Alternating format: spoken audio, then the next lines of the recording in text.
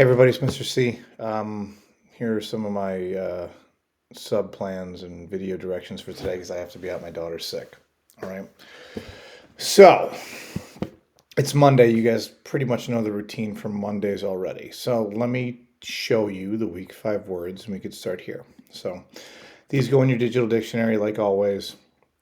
There's 2 A words, so you don't have to put them on different slides or anything. Just make space. Audacity is like someone being really bold or daring. So the audacity of this person. All right. Justify is to prove something to be right or reasonable. So if I don't know if there's a challenge flag in the NFL and the coach is right and they overturn the call, then that coach is justified in his decision to throw the flag. All right. Or if you have justification for an argument.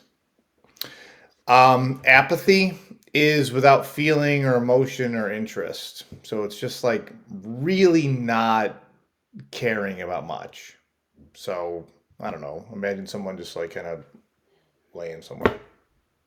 Apathetic. Yeah, whatever.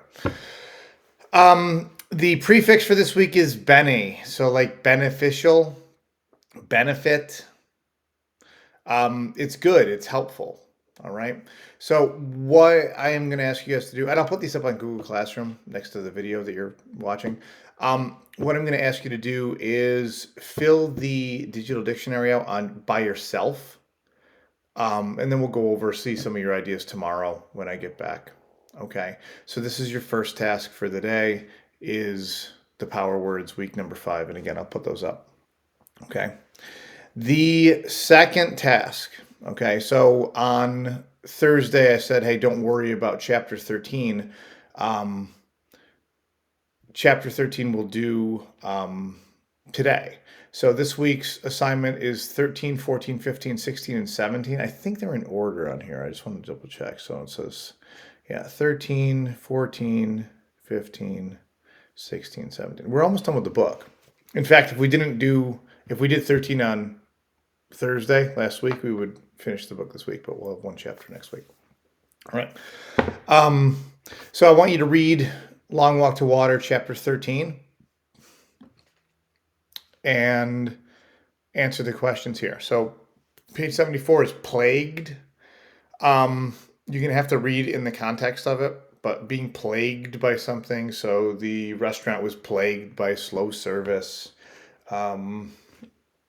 You'll have to figure the context out. And again, if you can't figure it out, you could look it up. Scavenge is another really good word on 75. You probably might have heard this already, like being a scavenger. You're scavenging for something, like my dog will scavenge for food that falls on the floor or something. Question number 1 and question number 2 are going to be questions that end up with answers that look like small paragraphs. So I'm trying to push you guys towards that. It says, Selva faced many dangers in this chapter. All of them all, which do you think is the most dangerous? So in this chapter, in chapter 13, he's crossing that Gilo River, and it's just a tremendously dangerous scene. So there's danger from the humans that are pushing him into the river. There's danger from the things in the river. Pick one. Support it with a quote from the text, and then you need to have your reasoning as well. So this one right here should end up being the CER. All right. Here's what I think is the most dangerous. Here's just a random quote that supports it, and then my reasoning. All right. For my, in my opinion, for my money, this scene in chapter 13 is the most like harrowing or crazy of all the scenes in the entire book. All right. Describe Selva's character in the second half of this chapter. What character trait would you use to describe him now? All right. So in the second half of the chapter, you're going to pick, is he brave? Is he cunning? Is he scared? So pick a trait. Tell me why he's that trait. All right. So this is just for chapter 13. All right. And obviously we'll do 14, 15, 16, 17 and later in the week. All right. So that's your second task. So first is the digital dictionary. Second is Long Walk to Water. All right.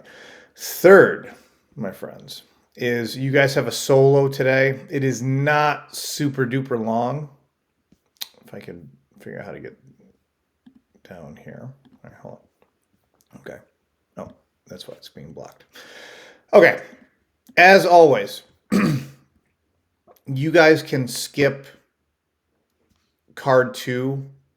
You don't have to highlight places in your reading that grabbed your attention. I just want you to read it. Okay. So, you probably are going to have headphones on your desk from listening to chapter 13 of Long Walk to Water, and you guys are welcome to use the headphones as well to listen to this section of the Great Mouse Plot. Okay. It's not super long. Yes, it's 20 paragraphs, but most of the paragraphs are like one line. So, I want you to check that out first, please. Okay, so again, you do not have to do anything for card number 2. 3, you have to drag the description of the role in the Great Mouse Plot to the character. So you have Thwaites, Dahl, and the 5 boys. Here's what you got to remember. All right. Dahl is the author of the book. Okay. So he's going to be referred to as I in the story. Okay. He's the one telling the story. He's the character in the book. So, so it says like, hold on a tick, I said. That's Dahl talking. Okay. So you just got to remember that he's the author. All right. So you drag and drop the first thing there. Click on the paragraph. Click on the text in paragraph 8 that offers a clue about when the boys will put the mouse in the candy jar. Pretty simple, not too much to look through there. Card number 5, rewrite this sentence using your own words. It says, we're tremendously jazzed up. No one says jazzed up anymore. What do you think that means? Okay, and you're going to rewrite that sentence using your own words. So, we were tremendously jazzed up. No one says that anymore.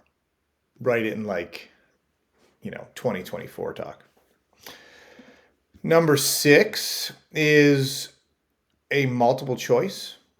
Okay. Which of the following sentences best describes the boys' feelings about their plan as they headed to the sweet shop? Number 7, what motivation did Dahl have to participate in such a prank? So when you're thinking about someone's motivations, like why are they doing it? What is motivating them? Okay.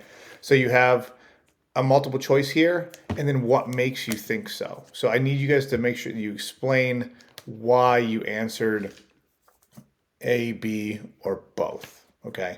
Just a quick description of what encouraged you to pick the answer that you did. Okay. Just as always with the 2-part questions, the most common thing is that people forget to do the second one. 8 is a small writing question. Do you feel bad for Miss Pratchett? What do you recall from Dahl's story that makes you feel this way? So do you feel bad for this woman?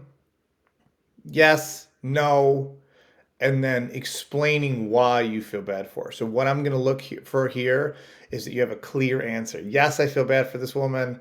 No, I don't feel bad for her. And you guys explaining your reasoning. So this is not a full CER. It's mostly like a claim and then your reason for that. All right. And this could go either way. So just be creative. I want to hear your opinion and your voice for number 7. All right. So just to recap, the sub for today knows generally how long your tasks are going to take. So the digital dictionary should take 10 or 15 minutes to do.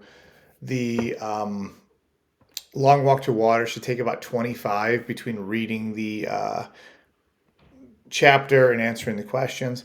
And then this thing here should take about 25 as well. With whatever time you guys have left in the class, providing that you are doing what you're supposed to do. If you are missing an assignment for me from last week, so maybe you didn't do 8 through 12 or something, you're working on that still, you guys can do that. You're welcome to do iReady. All of you have silent reading books in the classroom, or you could work on any other assignments for school that you have. Okay, so please make good use of your time. At the end of the week, chapter 13 will be graded, and the solo is a graded assignment for today.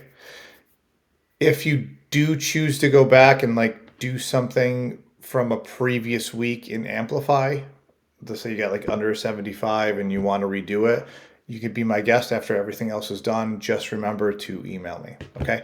So I will see everybody tomorrow, and I hope you have a good Monday. So thanks.